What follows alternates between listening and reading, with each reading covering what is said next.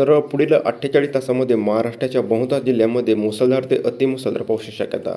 चला मित्रांनो बघूया महाराष्ट्र आणि भारताच्या कोणत्या ठिकाणी आपल्याला सक्रिय असे प्रणाली दिसत आहे. तर मान्सून ट्रफ रेषा अशा प्रकारे आपल्याला राजस्थान, मध्य प्रदेश, छत्तीसगड डायरेक्ट बंगालच्या उपसागरापर्यंत विस्तारलेला आहे.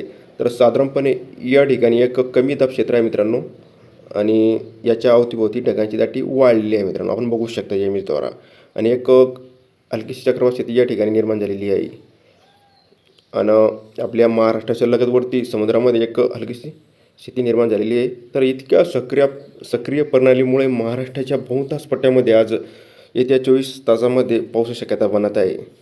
चला मित्रांनो बघूया नकाशाप्रमाणे. तर पावसाची शक्यता फार वाढलेली मित्रांनो. पालघर, ठाणे, रायगड, रत्नागिरी या जिल्ह्यामध्ये मुसळधार ते अतिमुसळधार पाऊस आपल्याला पाहायला मिळू शकतो विजांच्या कडकडासह. तर रत्नागिरीचे राहिलेले भाग, सिंधुदुर्ग या पट्ट्यामध्ये सुद्धा आपल्याला मुसळधार पाऊस आपल्याला पाहायला मिळणार. भंडारा, गोंदिया, चंद्रपूर, गडचिरोली या जिल्ह्यामध्ये सुद्धा आपल्याला मुसळधार ते अतिमुसळधार पाऊस शक्यता असणार. तर इतर भागामध्ये सुद्धा पाऊस शक्यता बनत आहे.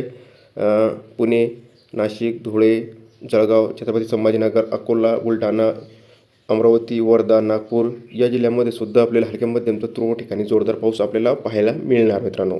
तर सातारा, धाराशिव, बीड, परभणी, हिंगोली, नांदेड, लातूर या पट्ट्यामध्ये सुद्धा आपल्याला रिमझिम पाऊस आपल्याला बहुतांश पट्ट्यामध्ये आपल्याला पाहायला मिळणार मित्रांनो. एकंदरीत महाराष्ट्रामध्ये बहुतांश जिल्ह्यामध्ये आता पाऊस वाढणार मित्रांनो. खास करून मुंबई, ठाणे या पट्ट्यामध्ये आपल्याला अतिशय मुसळधार पाऊस आपल्याला येत्या 48 तासामध्ये आपल्याला पाहायला मिळणार. तर सध्याकरता इतकंच.